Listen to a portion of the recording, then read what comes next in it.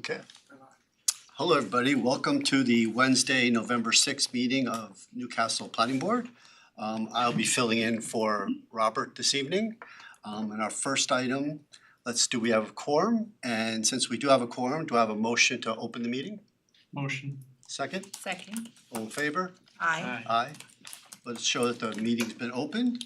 And let's go to our first matter, which is a public hearing on Bach Capital. 1015 Hartsgravel Road, application for site plan, development plan, approval, wetlands permit, tree removal permit, stormwater management and erosion and sediment control for construction of a single-family residence.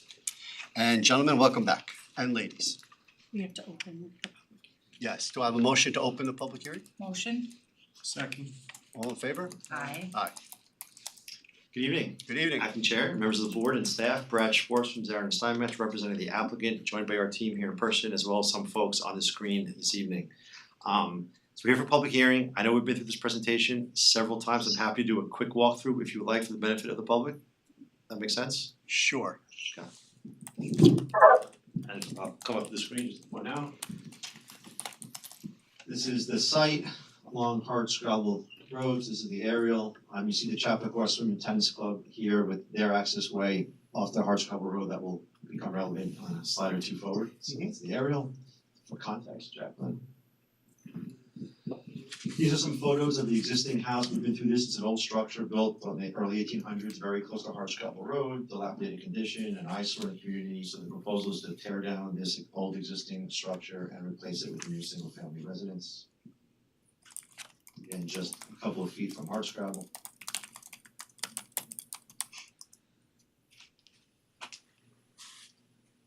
So as we zoom out, this is just a constraints map showing that the entire site, as we've been through, is encumbered by DEC and town regulated wetlands and wetland buffer.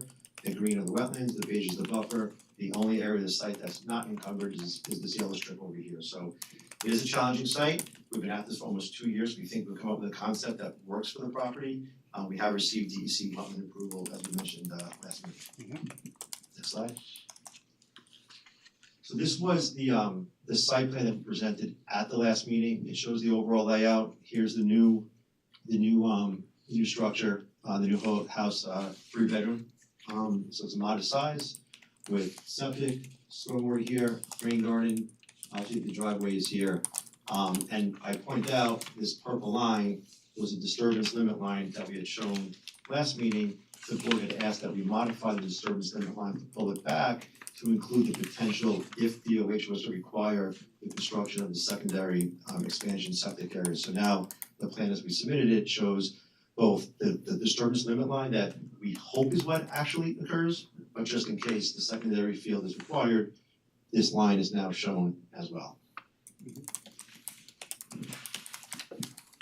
Again, just a zoomed in version of the project. I should mention access is off the Chappaqua Swim and Tennis right of way. I have submitted to the board's council and staff the draft of the easement that we worked out with the swim club. So the easement is final in draft form. It will get executed and recorded subsequent to all approvals. And if you remember, the easement is not for ingress and egress. That already exists in an old 1950s deed. This easement is for the construction of this water line to service the new home. Rather than having the water line cross the wetlands, we decided to put in a line that would come out the right of way and tie into the main on Hartsgravel, and so we now have that agreement with the swim club. Next slide. This is the wetland mitigation plan that Stephen Coleman has prepared. He's on camera, on Zoom. He's described this at length. This is suffice to say, plenty of mitigation to offset the impacts of the disturbance of the property. And Steve can address any questions on wetland mitigation. And I believe, is there another slide or are we done? So we have an architectural too of the proposed house. So pretty innovative, cool, modern design that we can fit in the landscape. Again, modest in size for certainly a home in Newcastle. We received the comment memos and no major issues that we had flagged. And so we would ask the board tonight to make a subject to public comment to close the public hearing and authorize a resolution for December. Okay, thank you. Before we proceed, Dennis, I know you had some comments in your memo. Do you want to walk through them? Sure.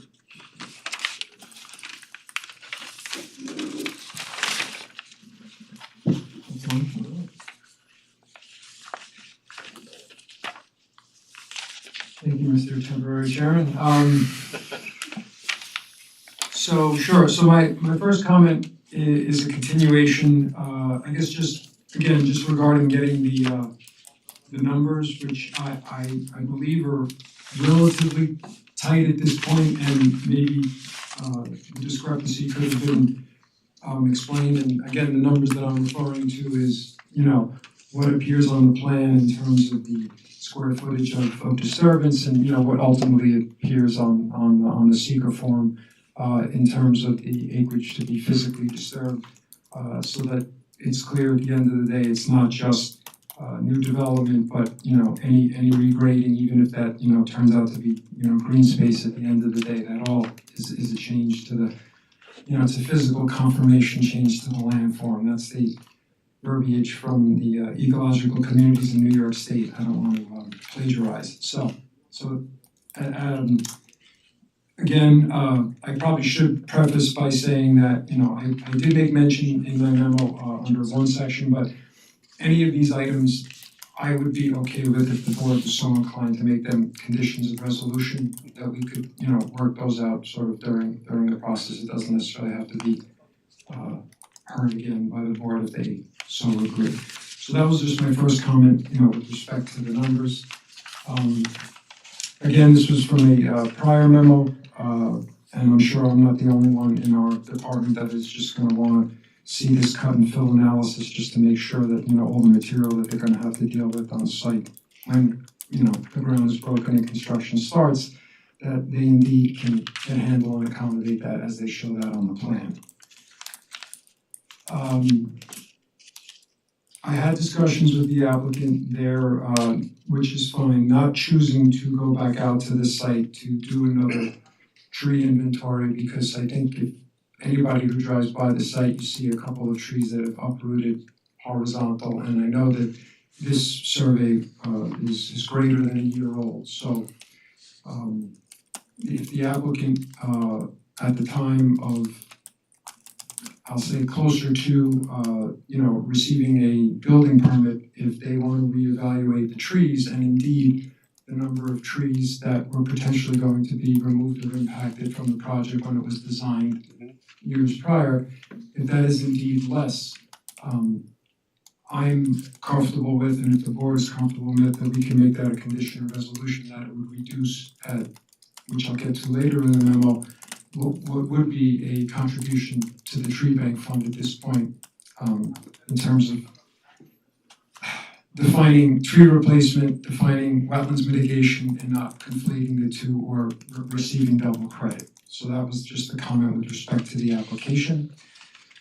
As far as the tree replacement, so I have in front of me, Steve's plan that I looked at and, considered trees that to me are certainly trees that you deserve credit for planting as replacement trees, but, because of either where they're located or what their function is going to be, they don't really meet the definition of wetland mitigation, so I'm comfortable in counting those trees towards tree replacement requirements. But of course, but not wetland, not mitigation, just? correct. Okay. Yes, and I tried to describe them, I think the simplest way to do it would be, when you look on the plan, there are trees that are obviously, either A, in the front yard, B, in between this property and the adjacent property that has a structure right up to the property line, and it's gonna serve as screening. C would be, right at sort of where probably the limit of disturbance edges would be, so you're just putting trees back at that point, in semi-disturbed conditions and conditions that are going to be subject to repeated disturbance from landscape maintenance, et cetera. So those I was comfortable with saying those could be tree replacement, even though they're in the buffer. I wouldn't accept that as a definition of wetlands mitigation if that was all an applicant was looking to do. So the problem came in a little bit with respect to, I couldn't count all those trees, because of course 121-6 has, once you exceed 10 replacement trees, there's the requirements of you need 3 different tree genera, you can't have more than 33%. So in doing all of that, tree calculus, what we ended up with was a balance of 16 replacement trees that, if the board was inclined, could be met through the contribution to the tree bank fund, and that would total $4,400 based on current fee schedule. And again, based on the prior paragraph of the memo, that number potentially could be reduced if the trees indeed are horizontal or Gotcha. on the way to being horizontal if it wasn't for an adjacent tree holding it up. Well, worst case scenario, it's 4,400. Correct. Okay. And the other consideration with respect to, I guess, what we did ultimately define as mitigation, I kind of tried to divide it into 2 categories, because in essence they're doing 2 forms of mitigation in my opinion. So where we stopped counting trees and definitely started crediting for wetland mitigation is where the DEC wetland ends, and as you approach to where the house is proposed, it is more of an open emergent area, kind of transitioning out of the hardwood swamp of Turner Swamp Sanctuary. So to supplement that area, not dominate it, but supplement it with woody plantings, I think is a rise of functionality to that system. And then of course there is what is really true restoration. You have as Brad mentioned, you have a house that's been there for however long, so you have that house and all the other associated development with that really the natural ground surface hasn't seen the light of day in 100 years. So when all of that is removed and you're going to replant the area, you're restoring it to something that obviously along the water course, certainly in the buffer, would be beneficial to the system. So that, and I'm saying that not only for the benefit of the applicant, but this is what I'm going to be going forward, because other applications, I feel, are going to try to advance, certain proposals, because this, as I know Chairman Kirkwood mentioned, this was kind of like a unique application. So I just want to make it clear so that if other applicants come in, that this is sort of how I would view things and look to advance this regardless of whether there was development or not development on a site that involved wetlands. And then just the final comments just had to do with certain notes and comments on the plan, which again, I would be comfortable with making condition of resolution. And that basically summarizes my comments and approach, I'll say, moving forward. Thank you, Dennis. Thank you. Is Bob with us? You should be. Bob, you up there? Bob is having problems getting onto his computer. It's delayed and it's updating. So he said that his comments are in his memo. If they have any questions, that they should call him. Okay. And if my memory serves me correctly, many of his comments can be incorporated into a resolution I think as so. conditions. And most of his comments dealt with the structural supports for that masonry wall. Correct. Okay. Okay then. Correct. He apologizes, but his computer is not working right now. Tell him he has to be here next time then. Okay, questions from the board? No, I'm okay. Yeah, no, I'm good too. Okay. Sir, if I can, just one other quick thing to point out. Yes. I think it was like a week ago tonight, we were here before the zoning board and we secured 4 variances for the project as well, 3 front yard variances and a section 280A variance. So I just wanted to mention that for the board's. Thank you. So I have one question. Brad, that was last week you were there? Yes. Okay, so you're not finishing with them until next month, correct? So Sabrina, the zoning board granted the variances subject to planning board and DOH approval. Right, but you haven't seen the minutes yet to reflect the dimensioning on their variances? Correct. Okay. And Brad, I got one clarification on your memo at the top of page 2. I think you said it. So the water line easement you guys have now. It's not signed, but we have a draft that's been agreed upon, so that By all the the parties. essential terms are there. Okay. I sent it to Mr. Lovelace, the club's attorney is copied on it, so that way it's clear that we're in agreement. And post-approval, the parties would sign, execute, and record it. So it appears to me that we've received everything that we've asked for. There are comments here from Bob and Dennis. And Sabrina, you had no other comments, correct? Correct. So if everybody feels comfortable with taking all these comments and having it in the resolution, I think it's time now we close the public hearing? Oh, wait, I would continue the public hearing just to keep it open okay. and maybe direct a resolution to be prepared. Well, I maybe, do I ask questions of the public if anybody here wants to speak? Yes, you do. Yes, Okay. you do. Then I'm going to open the floor up from anybody in the public that would like to come talk. Please come up, give us your name and address. Thank you. Greetings, I'm Victoria Alzapidi, I live at 65 Seven Bridges Road, and I actually didn't attend tonight for purposes of commenting, but I'm just curious, I'm actually the chair of the Conservation Board, and, it's interesting to kind of be developer, doing this house right near the Turner Swamp. And so it's a very environmentally sensitive area, obviously, so a couple of things crossed my mind, I know on the Conservation Board, we're starting to look at glass that's bird friendly. So I haven't really seen at all the plan.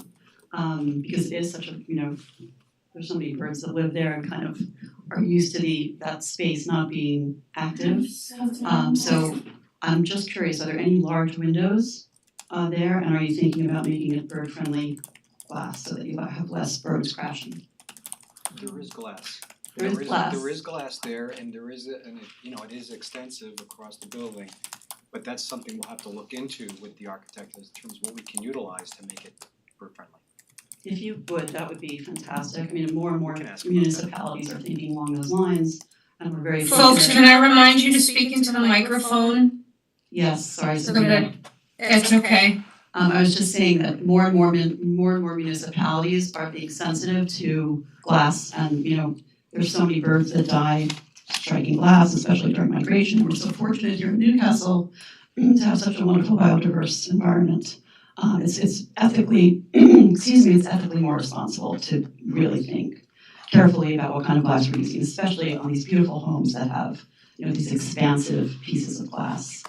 So if you could look into that, that would be great. There are a lot of creative, innovative approaches now where you can't even really see that glass is made so that the birds can see and not crash, and the people can't see, so it doesn't disturb their experience of the beauty of the looking out the windows. So thank you for that. And then also, I'm just curious, because it's a space that hasn't been utilized for such a long time, has there been an environmental assessment of what kind of wildlife is using the area? I know Dennis was talking about the disturbance, and obviously that's part and parcel of any new building that you're doing. But is there anything sensitive? Are there box turtles that live nearby? In other words, I'm sure you filled out the EAF. And is it again, because it's so close to the swamp, I'm just thinking you may have wildlife that's really utilizing it more than they would a house that's been, actively inhabited. So I'm just curious, any interesting insights into that and ways that you're kind of being sensitive to when the building is going to be, I'm sure you're sensitive to, if there's box turtles living there, or amphibians and reptiles that have breeding season, tearing down the structure and rebuilding so that you don't interfere with the breeding cycles and nesting cycles. So I'm just wondering if you thought about that. That's been taken into consideration. I have a question on the glass piece. Yeah. If I remember correctly, their designs had these deep overhangs, and I wonder if that is actually a good thing. I mean, because the glass is sort of inside and inset. I'm just wondering how that, I'm just curious to hear your opinion about that and how that works. Yeah, again, I'm trying to visualize it. A lot of birds actually use, certain structures like that and nest. It depends if it becomes a visual cue that triggers the bird to realize that there's something there, as opposed to when you just have the flat glass with no indicators, so that they just see that they think they're flying into the forest. So it's possible that the structures you're talking about may clue them into the fact that it is a building and that there's space there. I'd have to really look at it. It's a great question. Any other insights into, I mean, I don't know if you're interested in responding to that, I'm hoping that it's all on the radar, that what I'm bringing up. So it's, thank you for putting it on the radar. We will certainly confer with the project architect about the glass, and as far as the site habitat, Steve Coleman is on our team. Steve, if you want to address it tonight, you certainly can, but I remember the EAF mapper did not turn up any sensitive or endangered species on the property. I should also mention, we were at the ERB last year, got a favorable report from the ERB. They were also most concerned about the construction means and method for taking down the home and protecting that wetland area, so that we're gonna comply with all of the ERB's conditions of its approval. And I don't know if the glass issue may come up with the architectural It's review an board. ARB issue. Yeah. So that might be another opportunity to raise that point. And not to do your job, but you also got a New York State DEC freshwater wetlands permit. We did. So you may wanna review, I don't recall any conditions in that permit that gave you restrictions. There were none. Okay. So that's part and parcel the answer, at least from the state's perspective. Correct. Thank you, Dennis. Sure. You can bill me. One moment, are you finished, Brad? Yes. We have one more question from the Just audience. to follow up on your suggestion about the architectural review board, do you have any sense of when that meeting is? Is it on the calendar yet? Victoria, I hate to tell you, please come up to the microphone. Apologies, Sabrina. I'm just wondering, thank you for mentioning that, Greg, I'm wondering if you know the date of the architectural review board meeting, if it's on the calendar yet? I do not know that date, and I think ARB is not triggered until you submit a building permit. That's correct. Yeah, so that's Correct. probably a little bit still down the road. So sequentially, there would still be an opportunity there to kind of think about the type of classes used. Okay, great, thank you very much. Thank you very much. Thanks, Sabrina. Any other Sure. questions from the audience? Okay, so I guess now, do I have a motion to do a resolution for the next meeting? Yes, okay. Do I hear? Yep. Do I have a second? Second. Okay, all in favor? Aye. Aye. What meeting are we doing this for? I assume the next meeting. The very next meeting? You're the one drafting. November 19th. November 19th. Great. Okay. That works with everybody's calendar? Okay, fabulous. We're not closed. We're not closing the public hearing. No, we're not. No, okay. So we'll adjourn it to the November 17th meeting. Do I have a motion to adjourn to the next? Motion. Second. All in favor? Aye. Aye. Okay, thank you very much. Terrific, thank you. Good night. Okay. Our next item is a request for a time extension from the Chappaqua School District. Do we have anybody here? Online. think council's Oh, okay. Hi, members of the planning board, can you hear me all right? All right. Good evening, Kristen Motel, a partner with the law firm Petty and Theater on behalf of the school district. We did submit this request for an additional extension of time. There is pending litigation. And I was able to speak with the school district's counsel that's handling that litigation prior to this meeting to get an update. Our office is not handling that litigation. There are cross motions for summary judgment right now pending with the court, and a decision is expected within the next 30 days. So, you know, until that time, there isn't any action that the school district can take. But there should be resolution coming in the litigation. So in the next 30 days, we'll have answers, and then you guys can proceed with the process again? They'll have a Well, that decision depends on on the the summary, outcome. yeah, right. They'll have a decision on the summary judgment motion And that's gonna decide Route A or Route B, or Route C. or Route C. Right, Okay. correct. Okay.